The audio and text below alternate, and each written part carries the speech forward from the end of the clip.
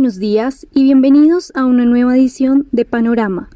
Dani, cuéntanos cómo está el panorama el día de hoy. Muy buenos días, Sharon. Panorama de hoy, indeciso por lo menos, una noticia de tranquilidad luego de una jornada de ayer que fue muy negativa con desplomes masivos en los mercados accionarios. La noticia del día de hoy tiene que ver con la publicación de crecimiento del tercer trimestre en los Estados Unidos, la cual superó las expectativas. El mercado esperaba un crecimiento de 31%, el dato observado fue de 33.1%. Sin duda será utilizado en campaña porque es el mayor crecimiento trimestral de la historia en los Estados Unidos, o por lo menos desde que se hace la medición con esta frecuencia, que es 1947. Sin embargo, este mayor crecimiento trimestral de la historia fue precedido por la mayor contracción trimestral de la historia de los Estados Unidos, y estamos obviamente hablando de los efectos de la pandemia. Y por otro lado, pues la economía realmente no se contrajo un 30% en el segundo trimestre, ni se expandió un 30% en el tercer trimestre, porque estas son cifras anualizadas. Para tener una visión un poco más realista, habría que dividir estos datos entre 4. De todas maneras, los datos superaron las expectativas, que es lo que le interesa a los mercados como un todo, en medio de este tema de la campaña que estamos a solo 5 días de el día de las elecciones o del cierre de las votaciones, teniendo en cuenta que ya tantas personas, millones de estadounidenses, han votado anticipadamente. Con respecto al mercado ayer, tal vez una de sus peores jornadas recientes, 3.5% de pérdida en Estados Unidos, también en varios mercados del mundo se registró un comportamiento similar. Si bien es cierto, tenemos el evento de las elecciones en Estados Unidos, que históricamente pues ha estado relacionado con volatilidades y con caídas del mercado accionario. Estas caídas del mercado accionario no son normales para estos periodos electorales. Más bien puede estarse explicando por las decisiones de algunos gobiernos europeos de restringir la movilidad de las personas para contener la pandemia, y de esta forma pues tener efectos negativos económicos, por lo que el mercado accionario pues se resintió de manera importante. Recuerden que ayer mencionábamos que Alemania implementaría restricciones a sus restaurantes y bares durante todo el mes de noviembre, y ayer también tuvimos a Francia con los anuncios de, a partir de este día viernes en la noche, restringir toda la movilización no esencial de las personas. Esto, por supuesto, a la luz de que Francia es hoy el segundo país en el mundo con mayor cifra de contagios identificados diariamente, solamente superado por los Estados Unidos. Así que, si bien es cierto, no son unas medidas de cuarentena tan fuertes como durante la primavera, cuando tuvimos la primera oleada de contagios, sí es sin duda pues, una noticia que afecta el ánimo de los inversionistas. Algunos pueden considerar ese desplome del 3,5% de ayer como una oportunidad de compra. Puede ser razonable, aunque de corto plazo todavía hay en exceso de volatilidad, lo cual nos impide a nosotros desde ese punto de vista ser muy confiados de corto plazo. De largo plazo puede ser una fantástica oportunidad, de corto plazo creemos que aún no es el momento para arriesgarse. Moderna, la compañía estadounidense que viene desarrollando una de las vacunas en contra del COVID, acaba de firmar otro acuerdo con las autoridades de Estados Unidos para distribuirle 100 millones de dosis. Recuerden que la vacuna de Moderna se necesitan 2 dosis, es decir, estamos hablando de 50 millones de vacunas como tal, a un costo por dosis de $25, es decir, $50 por vacuna. Esto pues ya se había conocido de alguna manera anticipadamente, que el rango de precios estaba muy cerca de los $60 por vacuna, no por dosis, sino por vacuna. Mientras tanto, en esta temporada de publicación de resultados, sorprendió positivamente Shell para resultados del tercer trimestre, incrementó, debido a esta sorpresa, los dividendos en un 4%. Recuerden que recientemente Shell, por primera vez en 80 años, había reducido sus dividendos, lo cual pues era una muy mala señal para el sector petrolero.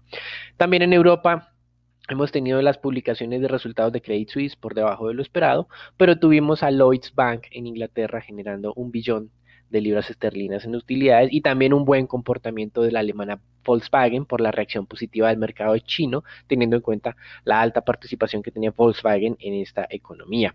Y para finalizar, hoy muy importante, a cierre de mercado, las principales firmas tecnológicas de Estados Unidos, pues ya tuvimos a Microsoft, pero ahora vamos a tener a Alphabet, Amazon, Apple, Facebook y también Twitter con reporte de resultados. Recuerden, a cierre de mercado en divisas, pues la mayor aversión al riesgo del día de ayer todavía se nota, el dólar se estaba fortaleciendo frente a las monedas refugio, cerca de 1.3%, no es tan grande el fortalecimiento hoy del dólar frente a estas monedas, así como tampoco lo es del dólar frente a las monedas de América Latina, pero pues sin duda continuamos con esa dinámica. El DXY, como mencionábamos, se fortalecía 0.3%, alcanzando los 93.7 unidades. El euro estaba descendiendo, se acercaba a los 1.17, incluso ya lo está rompiendo en este momento a la baja.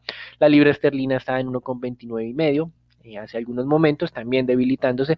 Tal vez la única moneda dura que nos está debilitando frente al dólar, pues es el yen, pero ya sabemos que el yen también funciona como refugio.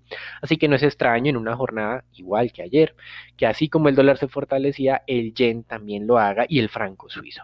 Con respecto a las monedas de América Latina, ayer perdían el 1% al arranque, hoy solamente pierden la mitad, el 0.5%. En pesos colombianos, ayer eran 40 pesos, hoy serían 20 pesos aproximadamente, en equivalencia.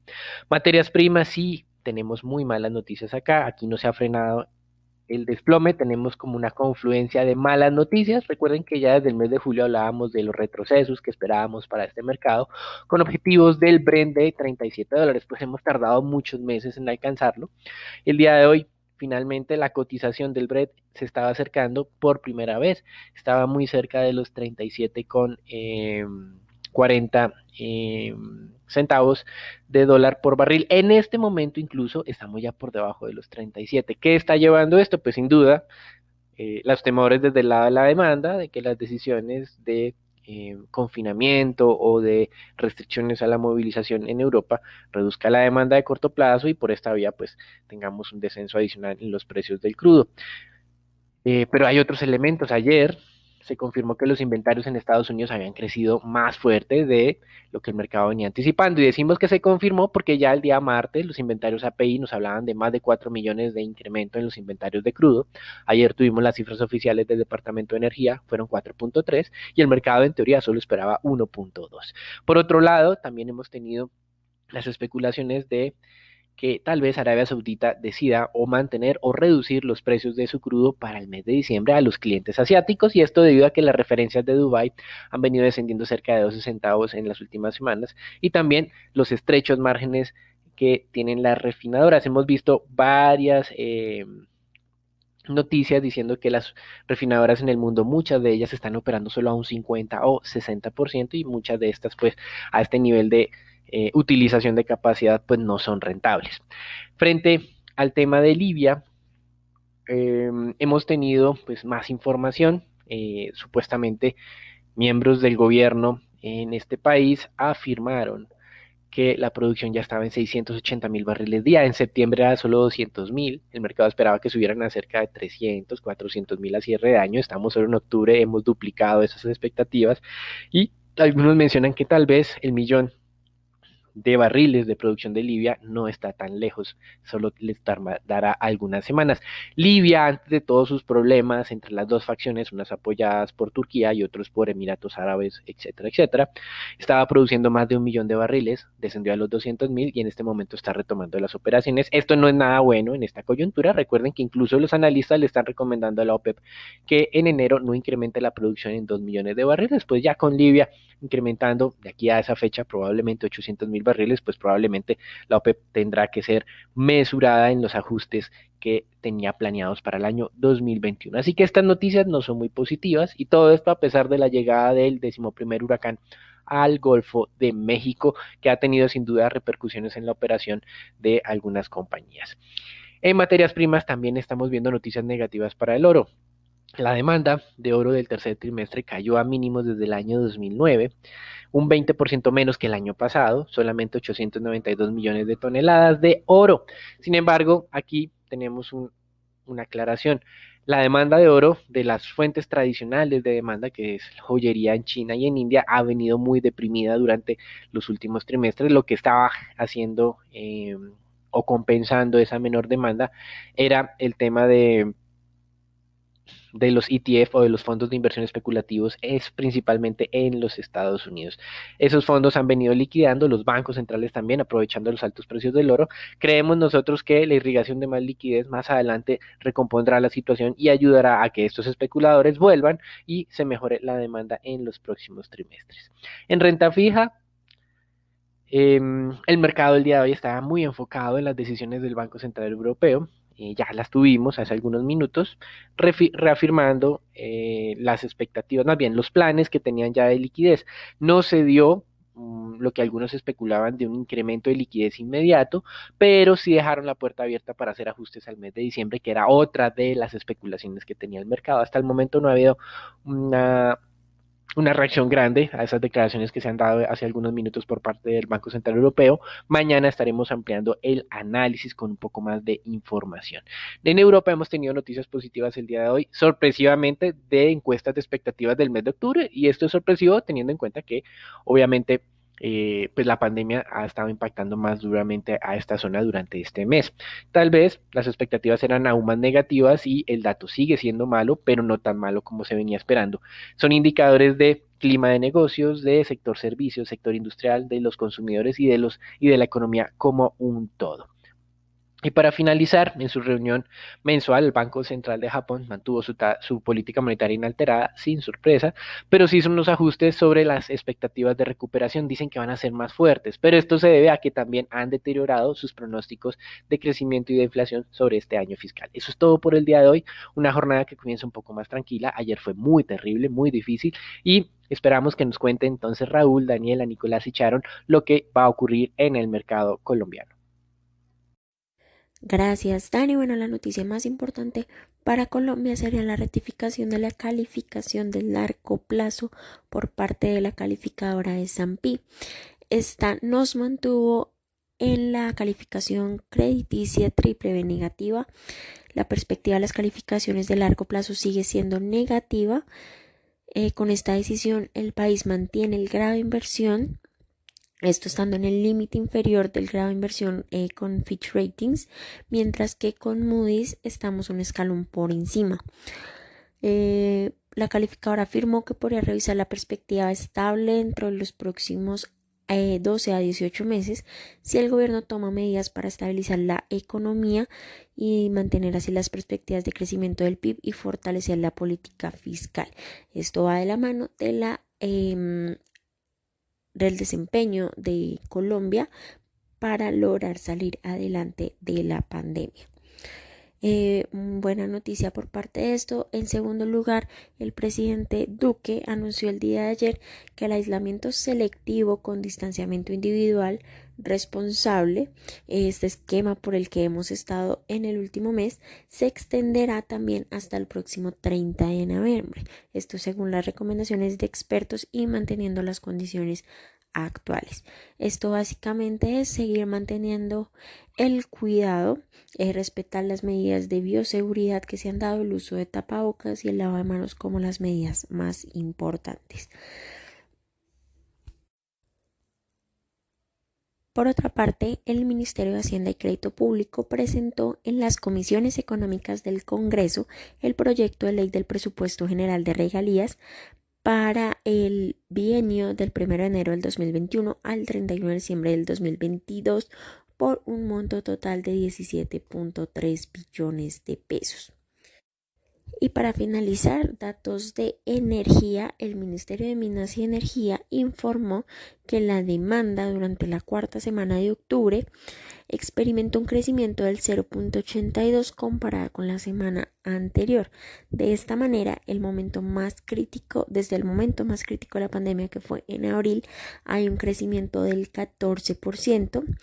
Igualmente la demanda todavía es un 4% menor a los niveles que se dieron en febrero y 1.5% inferior a lo reportado en igual periodo del 2019. Por parte del nivel de los embalses, estos se siguen acercando a la meta del 70% que se tenía para noviembre de este año. En la cuarta semana de octubre, este indicador llega a 68%. Esto sería todo por las noticias de Colombia. Raúl, cuéntanos qué pasó ayer en el mercado accionario local. Muchas gracias, Dani. Por parte del mercado accionario local, el Colcap el día de ayer sigue viendo impactado fuertemente por la preocupación de una nueva oleada de COVID en el mundo y en el país, confirmando la ruptura del soporte de los 1.150 puntos y buscando de nuevo los 1.100 puntos. A su vez, esa preocupación se vio profundizada con un incremento de los volúmenes a 109.000 millones de pesos, donde la especie más transada fue Ecopetrol con 34.000 millones. La más valorizada fue Banco de Bogotá con un 2,1% y la más desvalorizada fue Avianca con un 13,9%. El día de hoy el índice colombiano podría mantener esta debilidad, donde consideramos que confirmado esos 1.100 puntos que podría probar en estas próximas jornadas, es pertinente reducir exposiciones en acciones colombianas. Por el lado de noticias, Avianca reveló una serie de acuerdos con ACDAC, donde se destaca principalmente una reducción del 15% del salario de los pilotos hasta el 2024. Por otra parte, Ecopetrol revela la fecha de subasta de, de sus pozos en los cuales son tres ubicados en la cuenca del Valle Medio Magdalena, tres en el Valle Superior y tres en la cuenca de los Llanos, con un volumen estimado de 17 millones de barriles de petróleo equivalente de reservas 3P. Esta ronda se realizará el próximo año. Por el lado de los resultados del Grupo Éxito, el Grupo Éxito reportó resultados neutrales, donde las ventas crecieron levemente por debajo del 1%, principalmente ante una contracción de lo que fue Colombia cercano al 2%. Colombia se vio impactado principalmente por esta extensión de la restricción de la movilidad durante julio y agosto, teniendo en cuenta la cuarentena obligatoria en el país, lo que afectó principalmente lo que fue el segmento low cost. No obstante, Carulla fue el único segmento que sacó un poco la cara y mostró un crecimiento cercano al 10%. Por otra parte, Uruguay presentó un sólido desempeño y mantuvo un comportamiento destacable, mientras que Argentina sí mantuvo una debilidad. Por otra parte, el margen neto se vio favorecido por un efecto de base estadístico, teniendo en cuenta que la compañía presentaba un apalancamiento alto en el 2019, teniendo en cuenta este pago de sus deudas luego de la venta de GPA. Por el lado de acciones, la acción de Ecopetrol en la jornada del día de ayer confirmó la ruptura de los 1.850 pesos a la baja, lo cual da un poco más de profundización a buscar caídas. Se cotizó cercano a los 1.715 pesos fue el cierre del día de ayer, afectado principalmente por estas preocupaciones de la reactivación de la economía y por esas posibles nuevas medidas de aislamiento preventivo en diferentes países, como lo tomó ya Francia y Alemania, lo cual seguirá generando debilidad sobre la demanda de crudo en el mundo. Ecopetrol nos ubicaba cerca de estos niveles desde como tal meses mediados de lo que fue marzo. Entonces consideramos que entrar en Ecopetrol en estos momentos implica mucho riesgo, hay que seguir muy de cerca el comportamiento de los precios del crudo y la volatilidad seguiría siendo alta. El siguiente piso estaría cercano a los 1.600 pesos. Por otra parte, la acción de Cementos Argos también mostró relevantes desvalorizaciones, se desvalorizó cerca del 7,9% y cerró en cuanto a 1.131 pesos. Lo anterior afectado principalmente por esta preocupación generalizada del mercado y también por los comentarios del presidente Iván Duque de una posible de una extensión de las medidas de aislamiento en el país, lo cual seguirá generando un poco más de una recuperación más lenta de lo esperado inicialmente. En la medida de que se mantengan las medidas restrictivas, la recuperación en Cementos Argos y en Grupo Argos podría demorar un poco más. Sin embargo, consideramos que son niveles interesantes desde el punto de vista fundamental a cerca de un año, ya con una solución del COVID, teniendo en cuenta estas posibles nuevas oleadas. Bueno, Nico, cuéntanos cómo amanece el dólar el día de hoy. Buenos días, Raúl, muchas gracias. Soy Nicolás de Francisco y vamos a hablar del dólar. En la jornada de ayer el volumen transado fue de 1.014 millones de dólares, un incremento superior al 43% con respecto a la jornada inmediatamente anterior. La tasa de cierre fue de 3.830 pesos con 50 centavos, donde el peso colombiano se devaluó en 55 puntos básicos con respecto a su par estadounidense. El precio medio de la jornada fue de 3.840 pesos con 55 centavos, el mínimo alcanzado de 3.826 pesos con 10 centavos y el máximo de 3.854 pesos con 90 centavos. Para el día de hoy esperamos soportes entre los 3.820 y 3.810 pesos y resistencias entre los 3.840 y 3.850 pesos. Los dejo con Sharon para los temas de renta fija. Gracias, Nico, y muy en línea con el comportamiento de los mercados internacionales, ambas curvas se desvalorizaron en promedio unos 7 básicos a medida que la prima de riesgo continúa aumentando en el país, dada esta mayor aversión al riesgo internacional por las nuevas olas de contagio y nuevos confinamientos en Europa. La referencia que más variación presentó durante la jornada fueron los TSURs del 23, que subieron cerca de 12 básicos. Por el lado de los 24, estos se desvalorizaron hasta 3.69 y de igual forma los test del 28 se desvalorizaron cerca de 10 básicos y cerraron en 5.3%.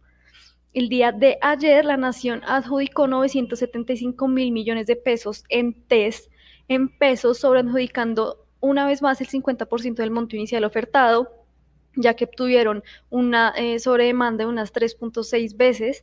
La tasa de corte para los noviembres del 27 fue de 5.14, para los octubres del 34 de 6.42 y para los octubres del 50 de 7.04, debido a este entorno volátil y de mayor aversión al riesgo que se experimentó en la jornada de ayer. Las tasas de corte para las 3 referencias fueron superiores a las de la subasta pasada de test en pesos.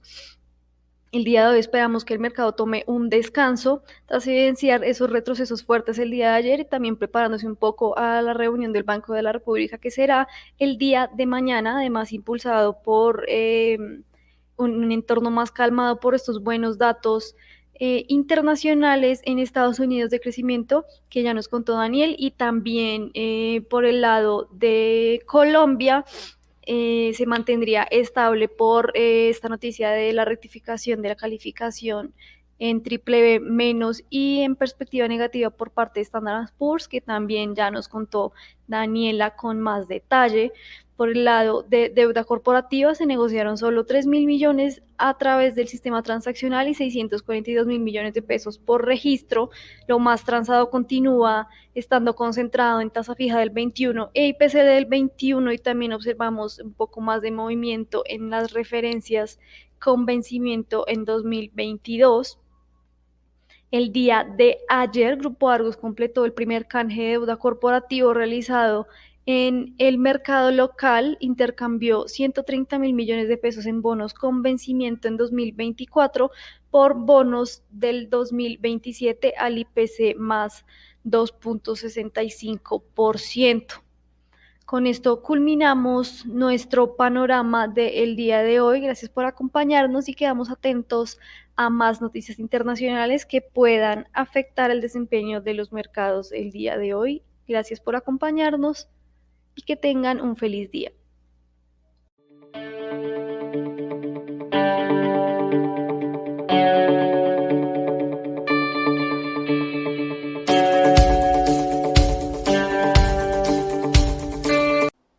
El contenido de la presente comunicación o mensaje no constituye una recomendación profesional para realizar inversiones en los términos del artículo 240.11.2 del decreto 2555/2010 o las normas que lo modifiquen, sustituyan o complementan.